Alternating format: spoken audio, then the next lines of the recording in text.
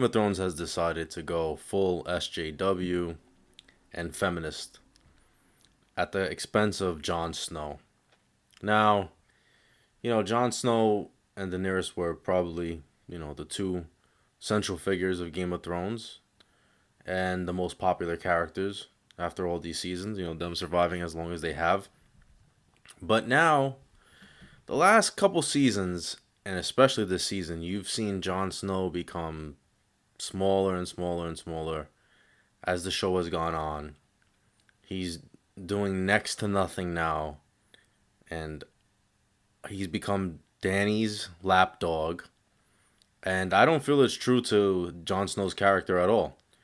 From where he came from to where he is now, the way that he's acting just doesn't make any sense to me. And it's of my opinion that it's to push that certain agenda.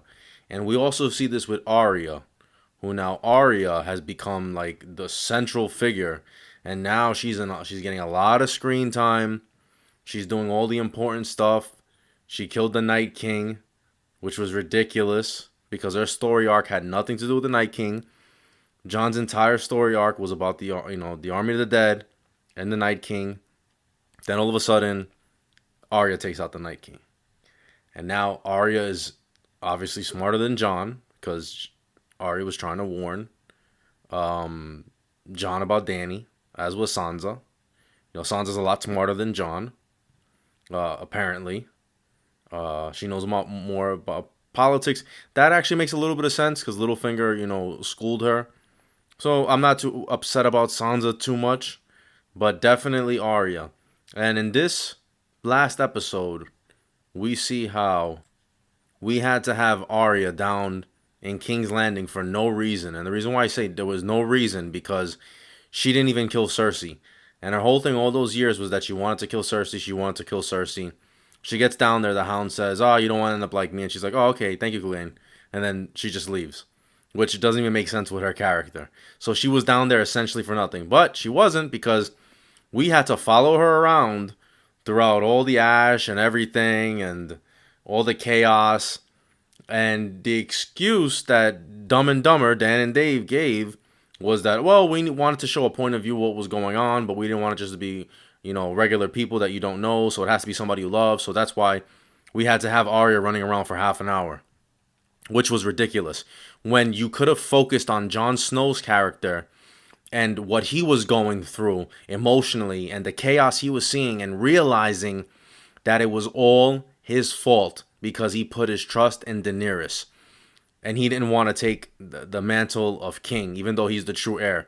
It would have been much more emotional if we followed Jon around for that time period instead of following Arya around, who all of a sudden has all this plot armor, which is way stronger than Jon's plot armor ever was. She probably should have died about 5 or 6 times. And, then, they had all the feminist stuff where she's in the room with all the girls and all the women, and she's going to lead them out of there. But I'm like, where are the little boys? There's no little boys in King's Landing. Where they only have girls, so they had to make it the whole girl thing, And Arya tells them, "You have to come with me. You're gonna die here." And then they go with her, and then they all die anyway. So she got everybody killed, So, but they made it a point to push the whole feminist thing, and it's annoying. It's annoying because it's at the expense of Jon. And I always liked Arya's character. Arya was one of my favorite characters ever since season 1. Really enjoyed her whole story arc. I think it was the House of the Undying. Was that House of the Undying? No, my apologies. When she was doing her training in the Bravos, whatever that place was called. That was really cool. But now it's just like she's the Terminator. Then she had that duel with Brienne, which was stupid. That whole scene was just fucking ridiculous, and so, then they had Arya with that stupid scene at the end with the horse, that she's just staring at the horse, everybody else is dead around her. I'm like, what the hell is this? I didn't know what it was supposed to symbolize. It was supposed to symbolize death, because that verse, in the Bible, about the Pale Rider or whatever, and death, and it kind of reminded me of the Halloween Part 2, Rob Zombie's Halloween Part 2, which is a piece of garbage with the white horse, and You know, cinematically it looked nice. Don't get me wrong, but it just felt so out of place, and it was like, why is Arya now in the forefront? Why? And then we see in the preview for next week, she's there, staring at Daenerys. And you know, I hope to God that she does not kill Daenerys, because it's like enough is enough. Arya is a good supporting character, but she's not supposed to be so damn prominent, you know. And that shift is, look, it's because of the feminist agenda. I have no doubt about it. They did this in the Avengers with all the girls. Now they're doing it in Game of Thrones. They want to be progressive, and I just hope that she doesn't kill Daenerys. If she kills Daenerys, that'd be utterly ridiculous.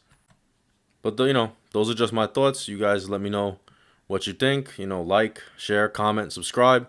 It's Mike from Bensoners. Keep banging.